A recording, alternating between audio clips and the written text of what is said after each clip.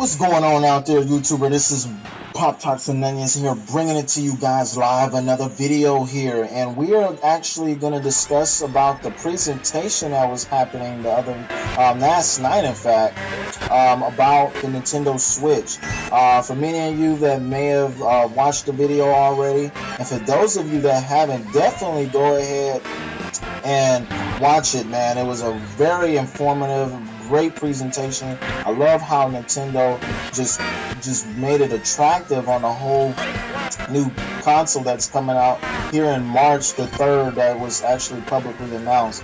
So I just wanted to talk about, some of the things that I was kind of concerned about, and this is not a negative video, by the way. This is just something to kind of bring light of and just honestly get your guys' feedback. For those of you that may have been thinking the same way, or maybe probably didn't even think of it until after you started watching this video.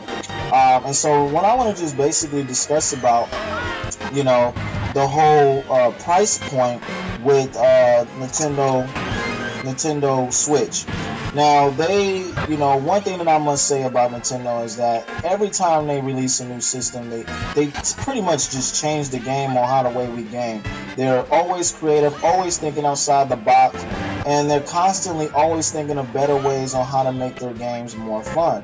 Now, throughout the good and bad, they've had some success, but also they've had some pretty bad failures over the past couple of years. And I think, for those of us who are loyal fans that love Mario, such as myself, these are starting to become a question, because especially for those of you that are hardcore gamers that love playing, games that have great graphics and great third-party support like myself. These are one of the things that I was concerned about in terms of the fact that, obviously the Switch has some great potential, being in the fact that it's able to run Skyrim. That's definitely a good sign. But being at the fact that it is a good sign, I'm just really concerned about the fact is, again, that is the fact it's a game that we've already played. I mean, come on now. I mean, that's great and all that they're allowing you to play Skyrim, but who honestly, rightly, who hasn't already played Skyrim is actually going to rebuy that game again? Personally, maybe to probably try out the control scheme and everything like that, but I was really anticipating on some new third-party games that are really exciting and things like that, and I wanted to really look into that and really get a perspective on some games that'll really be announced that is different and innovative and have that third-party support. But the good news is that Nintendo has announced that they're gonna they're already over 80 games under development from third-party support, which is wonderful. Another thing that I was actually having a concern about was that the fact of the online play. As of right now, I'm playing Mario Kart. I love playing this game online. But one thing that I didn't like about the fact with the Wii U was that the fact it did not it offered online play. It was great and run well, but the fact is it did not offer chat support. For whatever reason, I just do not understand that. You would think by now, with the fact that seeing that their other competitors have online chat support and having an online community as its biggest selling point with gaming, you would think that they would offer that, being at the fact that a lot of the games that we do enjoy, such as Mario Kart, would be offered in such as a chat support, especially Splatoon. I mean, awesome third-person shooter, and for that game to not offer chat support, that was a very frustrating experience at times, being able to play with a team that just pretty much tanked the whole time, and that was the thing that I didn't like. But overall, great game. And that's one thing I do love about Nintendo. They have great games, man.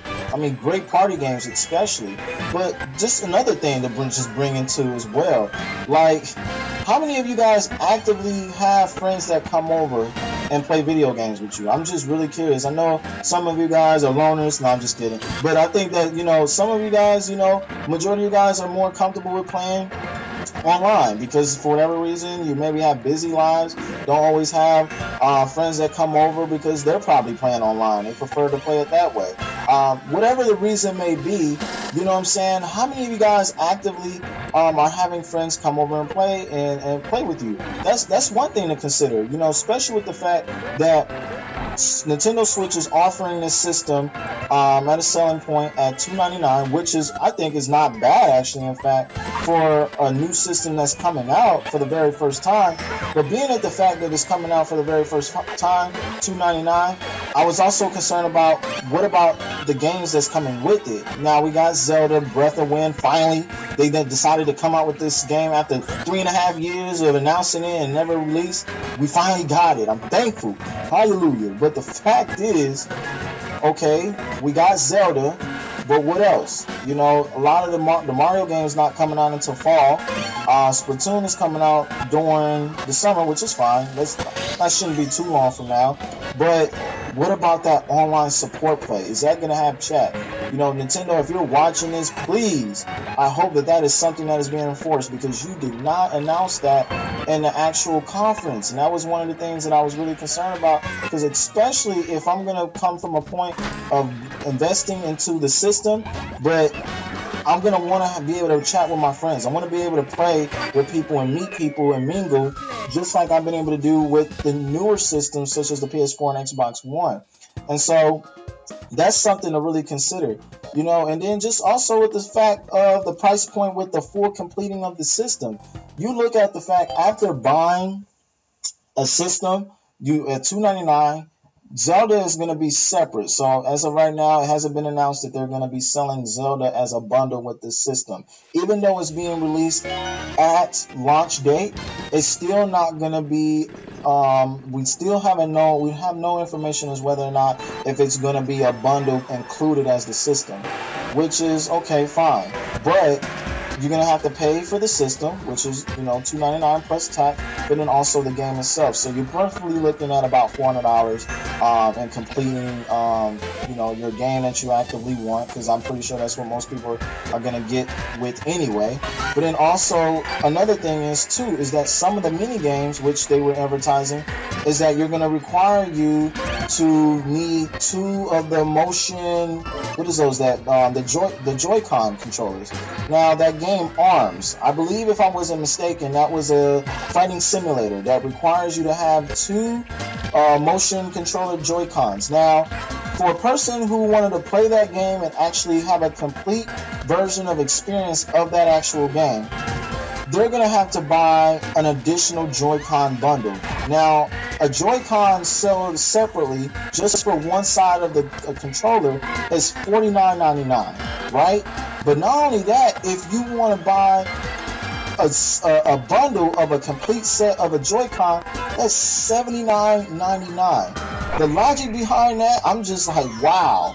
$79.99 for some controllers, man. They really raised the bar with that, and it's actually pretty bold to do that. Well, no, I take that back, because for Xbox to release that controller for $150, that was unforgettable. I didn't even bother dealing with it, but for what I heard, recommendation, it was actually a decent controller. But the simple fact of you wanting to experience that game, ARMS, and have a full experience of that game, you're gonna have to buy the Joy-Con bundle controllers, which is $79.99, but also you're gonna have to end up paying for ARMS too, which is actually a separate game.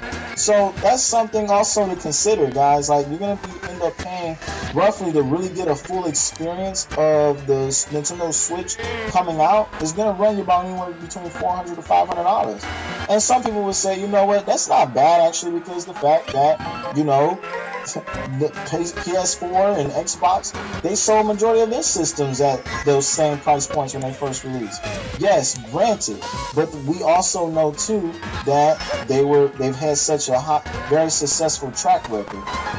You know, Xbox started off slow due to the fact of their release of digital games only, but for the most part, you know, they've had a consistent growing phase of the fact of creating good games, great third-party support, and they're growing. And the thing is with Nintendo is that because of the fact, you know, people are kind of, you know, symbolizing it with the Wii and things like that, and they were hyped and great for a while, and then people eventually went back to the hardcore gaming life, which was the Call of Duties and things like that, and Halo and your first-person shooters. So I'm really curious to how those of you that play first-person shooters, how you're gonna feel about this. You know, these are just things to just think about, you know, and I just really honestly want your personal opinion. So definitely leave your comments below. I want to be interested in what was your thoughts and how you felt about the conference.